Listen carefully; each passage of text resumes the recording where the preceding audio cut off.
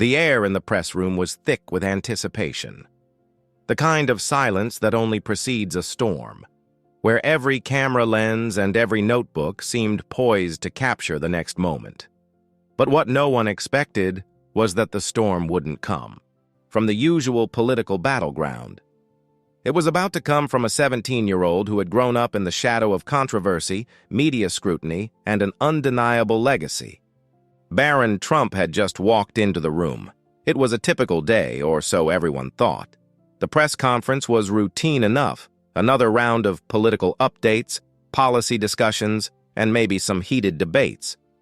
But as the youngest son of former President Donald Trump, Barron was rarely in the spotlight. His appearances were few and far between, and every one of them seemed to ignite a firestorm of speculation and curiosity. Yet, in that moment, the room was focused on him, not for his father's political legacy, but for something far more personal. He wasn't just the son of a famous man. He was a young man stepping into his own identity in front of a crowd that had watched him grow up on TV screens. His presence felt different this time. There was something in the way he stood, something quiet but undeniably powerful in his posture, and as the reporters buzzed around him, a sense of unease settled in. A comment had been made by one reporter, the kind of remark meant to provoke laughter but with the sharp sting of mockery buried beneath. It was innocent enough to anyone who didn't know the backstory. A snide remark about his mother, Melania Trump. But to Barron, it felt like a shot across the bow. In that fleeting moment, it was clear he wasn't the little boy anymore. He was becoming someone who wasn't afraid to defend his family, someone who could rise above the noise. His eyes narrowed as the reporter's words hung in the air, daring anyone to comment, daring anyone to respond. The room, usually full of clattering keyboards and hushed whispers, fell silent. All eyes shifted to Barron. What would he do? Would he remain the silent observer, as he often had in the past? Or would he speak out, showing the world that beneath the quiet demeanor was a young man capable of silencing the critics who had followed his family for years? And so, the stage was set for a moment that no one in that room would ever forget. The moment came swiftly, almost imperceptibly, just a snide remark buried within a series of questions, the kind reporters often use to test the waters. But for Barron Trump, it felt like a slap to the face. He had been sitting there cool and composed, flanked by his mother Melania and a few members of the press pool. The cameras clicked relentlessly, but his gaze remained focused, unflinching.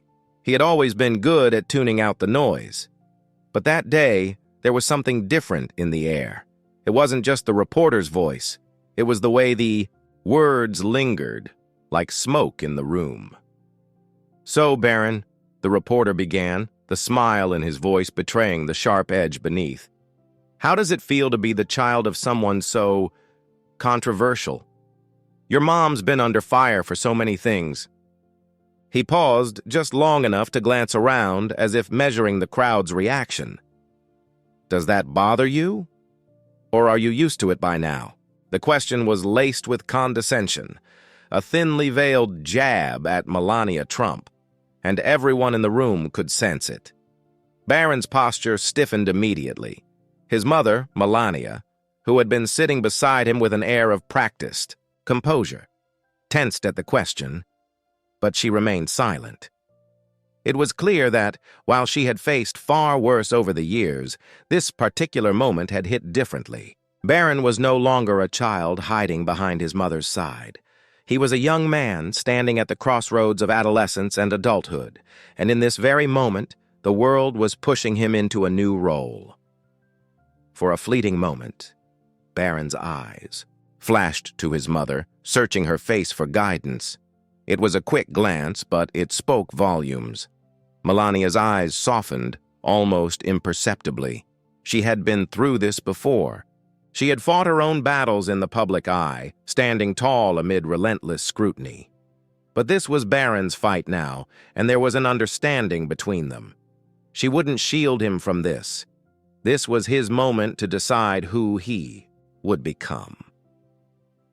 The room went dead silent. The cameras, which had been clicking away in rhythm like an orchestra, suddenly stopped. Barron, who had been the quiet observer in so many moments before, rose to his feet. His height, which had grown substantially over the years, was now undeniable. The young boy who once shrank from the spotlight was now standing tall, facing a room full of journalists who were used to having the upper hand. Barron's voice, when it came, was quiet but unwavering. "You've got the wrong question," he said, his tone measured but firm. "You should be asking me how my mom taught me to be better than people who try to tear others down." His words didn't just hang in the air. They carried weight. The reporter, caught off guard, sputtered for a moment. Barron's words were a direct challenge, a public rebuke, and it was clear that the room was waiting for something more, something explosive, something they could turn into a headline. But Barron wasn't done. He wasn't looking for a fight. He was looking for respect. For the first time in years, Barron Trump was not just the quiet son of a former president. He was a young man drawing a line in the sand. And in that instant, everything changed. The ripple effect in the room was immediate. Some reporters exchanged nervous glances, unsure of how to proceed. Others seemed stunned, not just by Barron's response, but by the quiet strength he displayed. There were no cameras zooming in, no flashing lights in the chaos of the moment. It was raw, real, and entirely unexpected. And for a moment, Barron Trump was no longer the bystander in the room. He was its center. The question had been asked. The gauntlet had been thrown, and now the consequences would follow, ones that would forever alter Barron's place in the public eye. In the immediate aftermath of Barron's pointed reply, the room was suspended in a strange, uncomfortable silence, the kind of silence that only grows heavier with each passing second. Barron stood tall, but for a brief moment, doubt crept in. Was he too harsh? Had he crossed a line? His words had been sharp, intentional but sharp. It wasn't just a defense of his mother. It was a declaration that he wouldn't be pushed around anymore. As the seconds stretched on, Barron's pulse quickened. His gaze flickered from one reporter to another, each face now showing a mix of disbelief and expectation. The camera crews, ever so quick to capture a moment, were now hovering like predators, ready to feast on the next wave of drama. In the background, he could hear his mother's calm voice, reassuring yet distant, like a soft whisper he couldn't quite reach. But Barron was no longer looking for comfort. He had stepped into something much larger than a single remark. The narrative had shifted. His words had already started to spread like wildfire across social media, and by the time the press conference concluded, the world had taken notice. That night, Barron lay in his bed, staring at the ceiling, replaying the moment over and over in his mind. His heart still raced as he thought about the cameras, the reporters' reactions, and the weight of his mother's gaze. She hadn't said much after the event. Instead, she had quietly watched him, the unspoken understanding still lingering between them. But in the days that followed, the consequences of his actions began to settle in. At first, the praise came. Some respected his calm yet assertive response, applauding him for standing up for his mother. Social media buzzed with support from those who admired his courage. But it didn't take long before the storm of criticism came in. The same reporters who had been stunned into silence now had their sights set on him.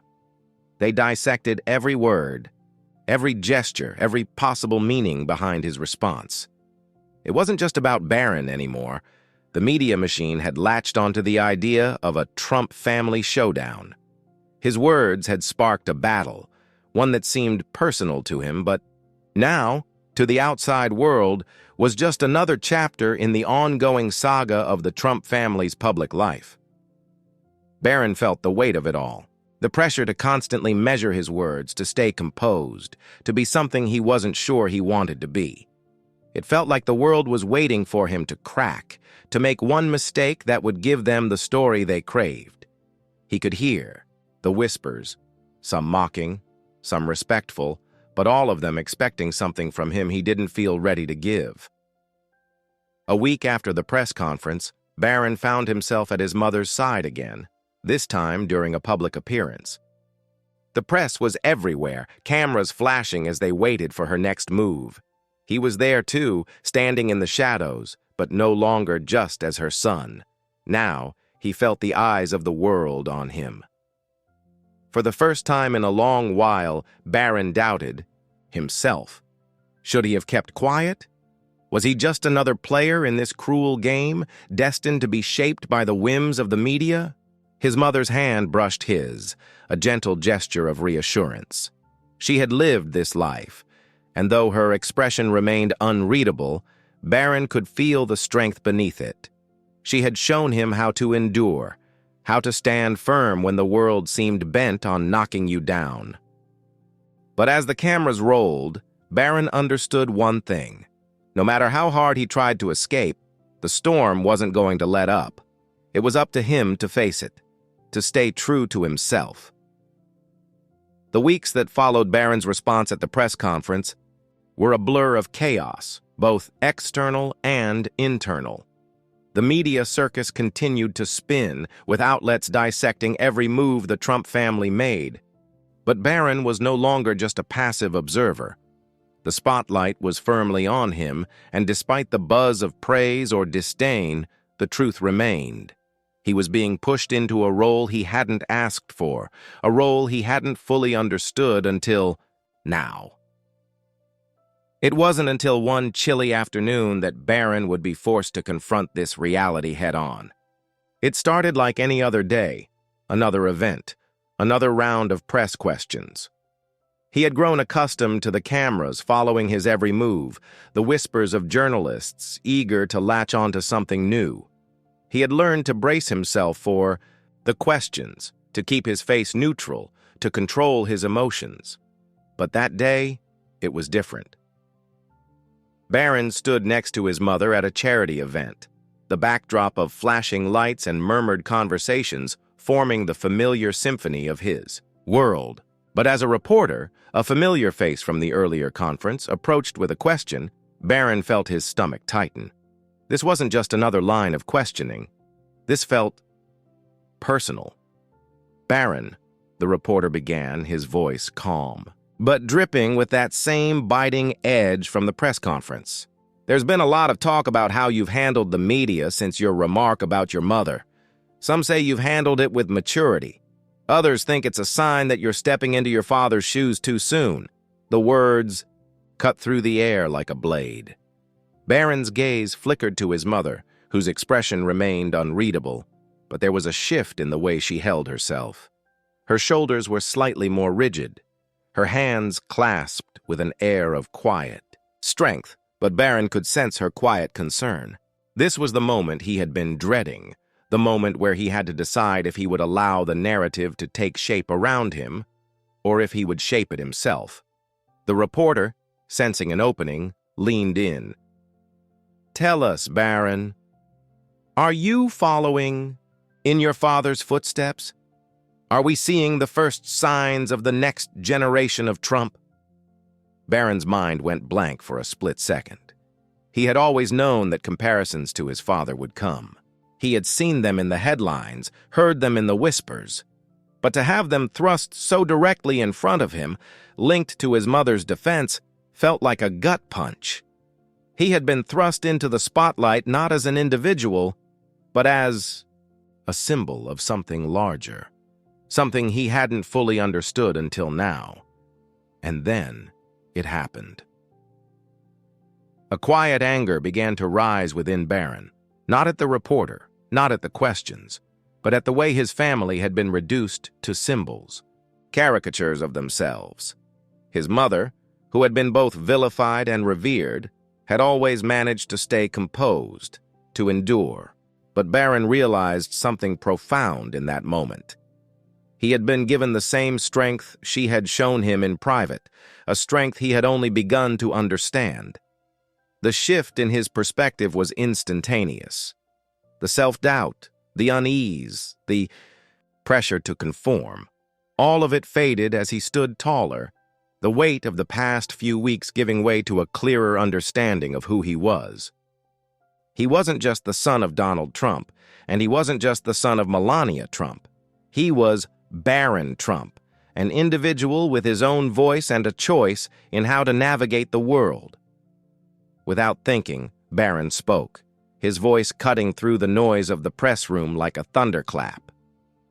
"I'm not my father. I'm not anyone's idea of what they think I should be." He paused, his gaze locking with the reporters. "I'm Barron Trump, and that's enough." The words hung in the air, raw and defiant. The room fell silent again, not out of shock this time, but out of respect for the transformation they had just witnessed. Barron Trump, who had once hidden behind his mother's side, had finally found his own voice. In that moment, Barron realized that his journey had just begun. The battle for his identity, for his place in the world, wasn't something anyone could give him. It was his to define. And with that realization, he stepped forward, not as the son of anyone, but as Barron Trump, standing firm in his own truth. The shifting narrative was no longer out of his control. It was his to shape, and he had just begun to do so. The world had been watching Barron Trump, waiting for him to slip, waiting for the quiet, reserved boy to falter under the pressure of the public eye. What they didn't expect was that Barron wasn't just going to play along. He had found his voice, and now he was ready to confront the storm head-on. The press conference had been scheduled for weeks, a chance for the Trump family to address a new wave of media coverage. The reporters had been primed, the headlines already written. But Barron knew something they didn't. This wouldn't be just another day of rehearsed talking points and empty platitudes. This was his moment to step into his own narrative, to control his story, and to silence the voices that had tried to define him. As Barron entered the room with his mother, the atmosphere was charged. The familiar buzz of reporters filled the air, but there was a palpable shift in the energy.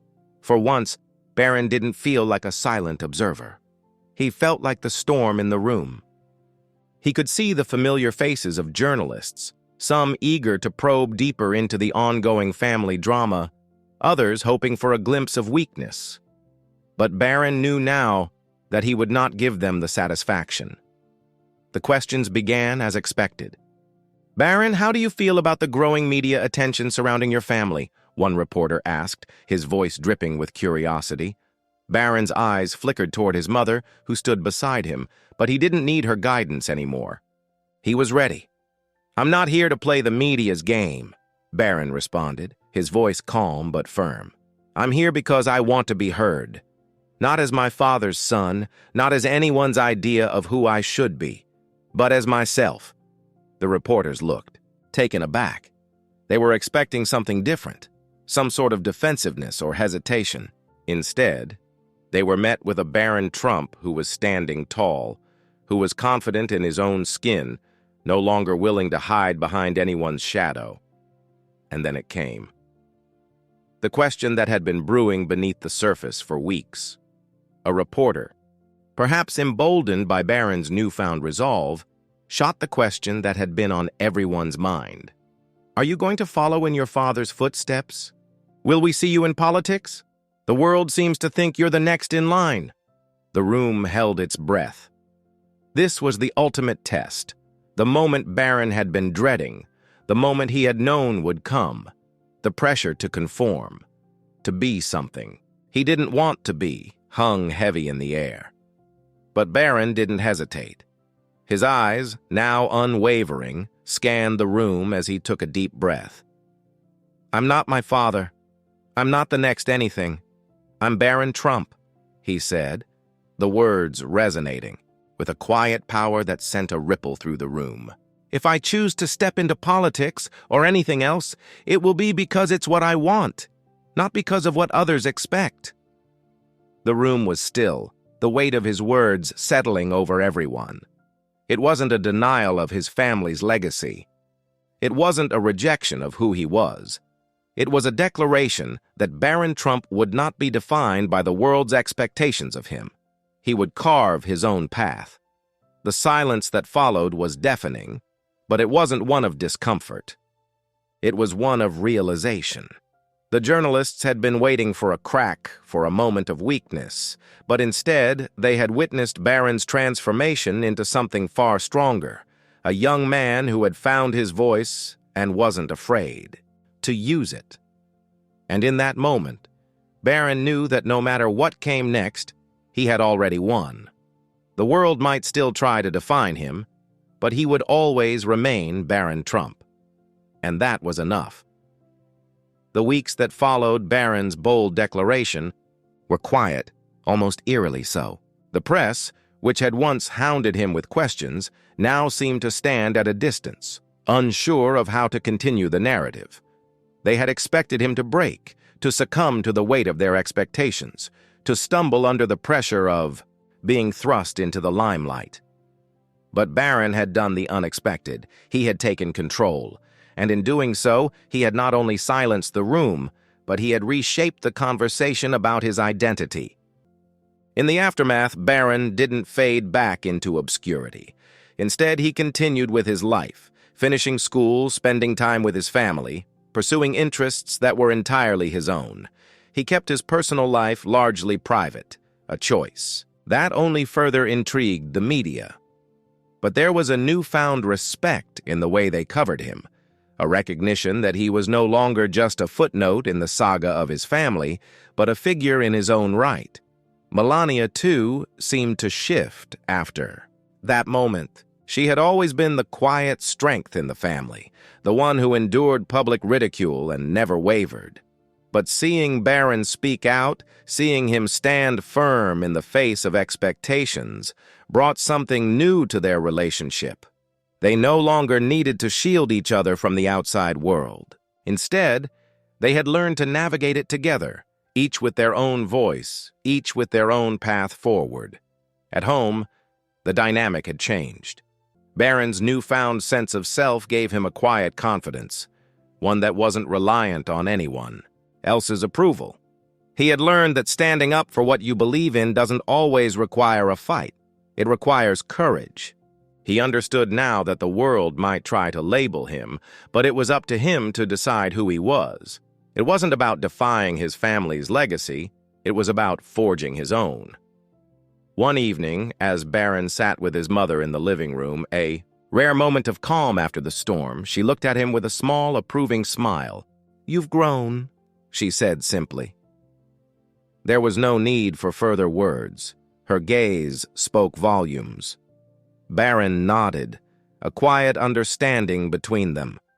They had both learned to stand tall, together and apart, in a world that would always try to box them in. As for the media, they would eventually find new stories to chase, new controversies to stir. But Barron knew something they didn't. He had already moved beyond their reach. The world had underestimated him, but they no longer controlled his narrative. His story, like his future, was his to tell. The day would come when he would choose his own path, whether it was in the public eye or beyond it, but he would walk it with the same quiet strength that had carried him through this storm. Barron Trump was no longer a passive observer of his life. He was its author, and when the world finally stopped waiting for him to break, Barron had already proven that the only thing he'd ever break was the mold they had tried to force him into. "I'm Barron Trump," he had said. And that was enough.